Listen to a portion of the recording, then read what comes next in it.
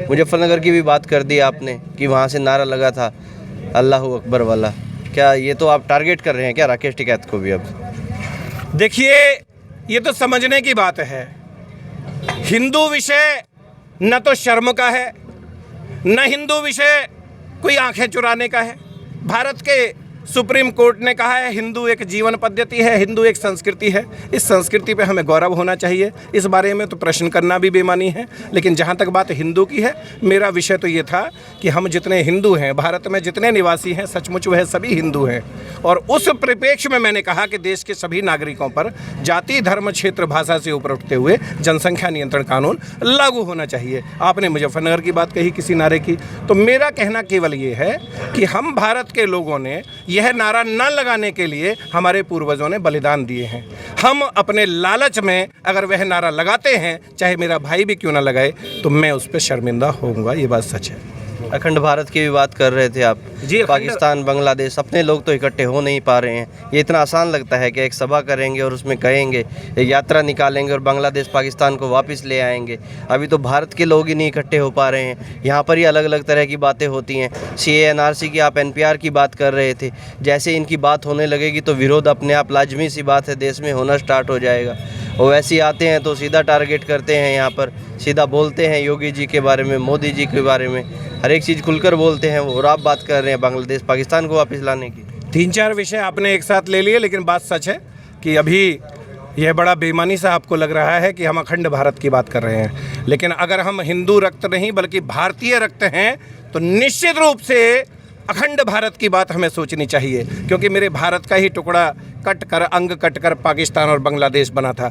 किसी भी भारतीय को जब तक उसे वापस ना ले ले, उसे चैन नहीं मिलना चाहिए, उसे रातों की नींद नहीं आनी चाहिए। हमें नहीं आती। निश्चित रूप से उसे वापस लेंगे। जहाँ तक बात है कि हमारे लोग एकजुट नहीं होते, तो एक सभा से एकजुट नहीं होंगे, ये बात सच है। लेकिन आज की सभा से उनके अगर 50 लोग एकजुट हुए, तो देश भर में हमारे लगभग 1.25 लाख जो कार्यकर्ता हैं वो रोज़ाना इसी विषय पे काम कर रहे हैं। और आज जैसी 10 सभाएं प्रतिदिन करते हैं, यानी 10 लाख स्थानों पे सभाएं होती हैं प्रतिदिन, तो 10 लाख लोग 50 लोगों को अगर बदलेंगे तो ये संख्या 5 करोड़ पहुंचती है। बहुत लंबा समय नहीं है, हम सबको एकजुट कर लेंगे। ये कुछ अलग सा विषय है जिसे आप जब तक समझेंगे तब तक सब कुछ ठीक हो चुका होगा और देश में और भारत को अखंड बनाने के लिए पूरा भारत एकजुट हो चुका होगा। मैं निश्चित रूप से सकारात्मक हूँ और आप भी मुझे सकारात्मक लगते हैं, और तभी आप ये चैलेंजिंग प्रश्न इसलिए कर रहे हैं कि हम संकल्प को और मजबूत करें। मुझे अच्छा लगा। एक आखिरी सवाल के साथ ख़त्म करना चाहूँगा।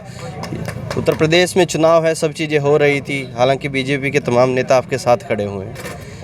अगर विकास इतना होता या फिर विकास पर बात होती तो अभी मथुरा की बात नहीं होती।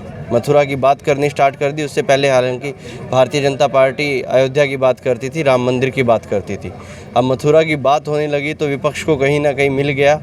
विपक्ष भी बोलना शुरू कर दिए हैं और आप लोग तो चाहते हैं कि विपक्ष बोले। अगर मथुरा की बात होगी, काशी की बात होगी, तो कहीं ना कहीं ध्रुवीकरण होगा या तुष्टीकरण की बात होगी, हिंदू मुस्लिम की बात होगी, और चुनाव घूम फिर के ईद, रमजान, दिवाली पर आ जाएगा कि भैया कब लाइट आती है, कब नहीं आती है।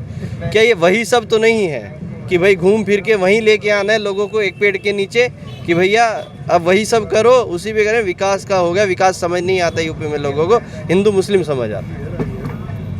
इस सभा में कुछ लोग किसी एक दल से विशेष से हैं, जैसा आपने कहा। तो सबसे पहले तो मैं स्पष्ट करूं कि हम किसी दल विशेष से नहीं हैं। दूसरा, देश में लोकतांत्रिक आज़ादी है कि कोई भी व्यक्ति किसी भी दल को अपना बना सकता है और उसे कभी भी छोड़ सकता है। अगर हम लोग एक आह्वान करते हैं कि उत्तर प्रदेश के सभी नागरिक इस विषय पर लग जाएं, तो इस पैम्फलेट में हमने जो कि पूरे उत्तर प्रदेश में इसे सर्कुलेट किया है, उसमें आह्वान किया है सभी लोगों से, और सभी लोगों में सभी राजनीतिक दल भी आते हैं कि वो इस विषय में शामिल हों। अब इस विषय में, इस यात्रा में कौन कौन लोग जुड़ रहे हैं जिनसे हम परिचित नहीं हैं, और हम तो नहीं जान सकते कि वो जिस दल का आप नाम ले रहे हैं कि उस दल के लोग आए हैं। लेकिन हाँ, आपकी बात से एक बात मुझे ज़रूर समझ में आई कि आज की सभा में जिस दल का आप भाजपा का नाम ले रहे हैं तो इसका अर्थ है कि दूसरे दल के लोग शायद नहीं हैं। देश की जनता और प्रदेश की जनता इस बात का भी ध्यान रखे, जो आप ध्यान दिलवा रहे हैं कि बाकी लोग नहीं आ रहे हैं और इस जनसंख्या कानून के साथ नहीं आ रहे हैं, तो उनका इलाज बांधने का भी काम जनता करे। मैं तो ये भी कहूँगा, वरना तो सब लोग साथ हैं, मैं चाहूँगा जरूर। धन्यवाद। जय श्री राम। देखिएगा, यहाँ पर हमने इनसे तमाम बातें की और सभी सवालों के जवाब लेने की भी कोशिश की। अब तक के लिए इतना ही। मैं हूँ रोहित शर्मा, आप देख रहे हैं हिंदुस्तान 9। जय हिंद।